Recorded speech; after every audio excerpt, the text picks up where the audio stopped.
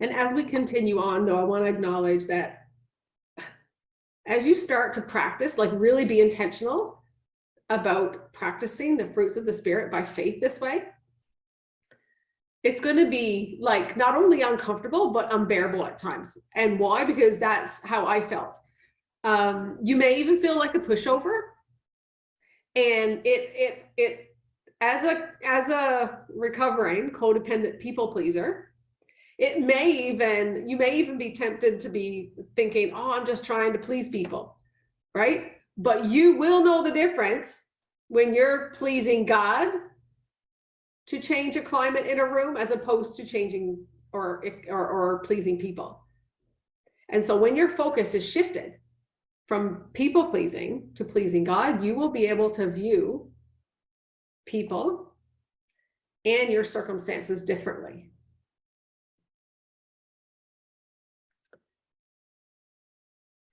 So on that note, we're moving into long suffering. How you guys all doing?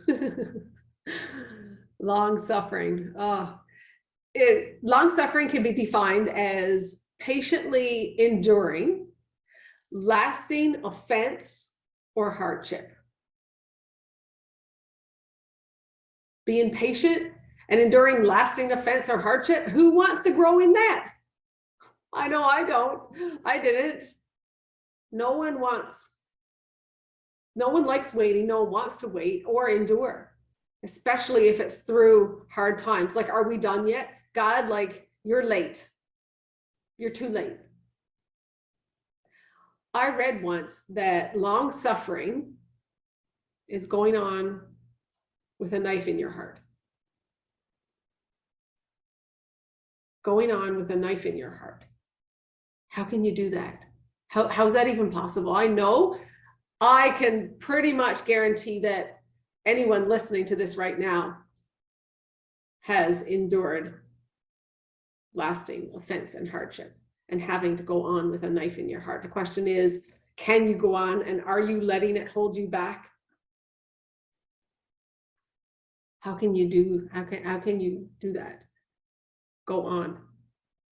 Isaiah 40:31 tells us, but they that wait upon the Lord shall renew their strength.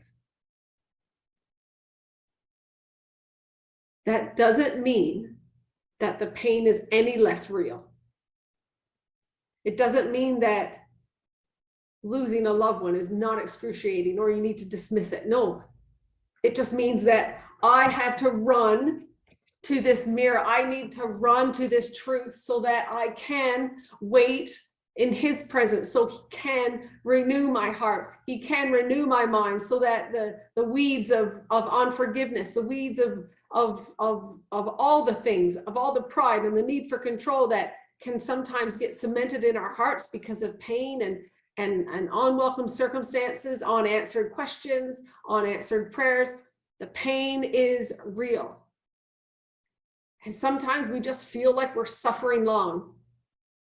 You know, if I had to tell you all the stories behind the highlights reel, you know, the highlights reel that people see, right? If I had to tell you all the stories of the past 4 years, it would be best described as long suffering. Oh, but Vian, look at all the things that you've done and all the blessings you've had. Wouldn't have been able to do it if God didn't say you have to keep going. I will be your strength.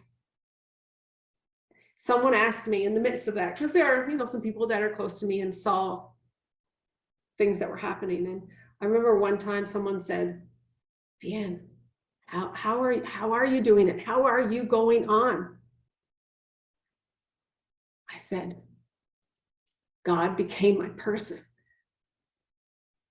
God became my person when I had to go on without some of the things or people that I was clinging to, thinking I needed them. God became my person. The pain and things that were in my heart that I had to let go of, or I wouldn't even be able to say that the joy of the Lord is my strength.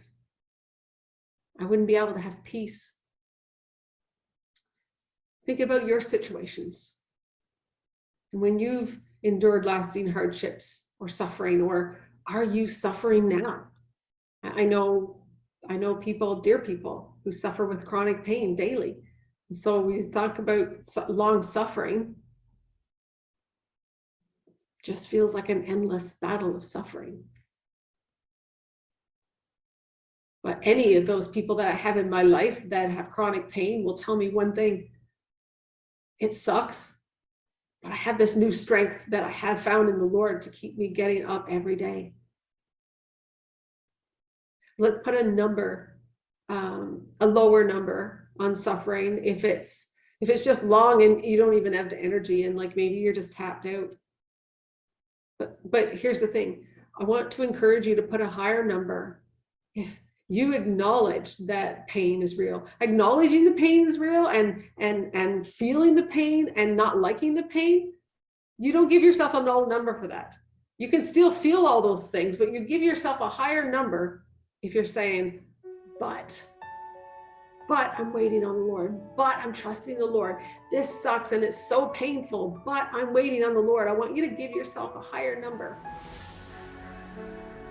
because that is how you know that you are growing. And if you're in this spot right now where all you can do is just acknowledge that there's a lot of suffering and you don't even know where to start or where to begin to lean on Him, acknowledging that to Him is where you start. How many times have I yelled at God, God, this sucks. I don't even know how I'm going to get through this one. And I don't know how, I don't even know if I want to try. I don't even know if I want to try, but I'm telling you how I feel. And that is where you start.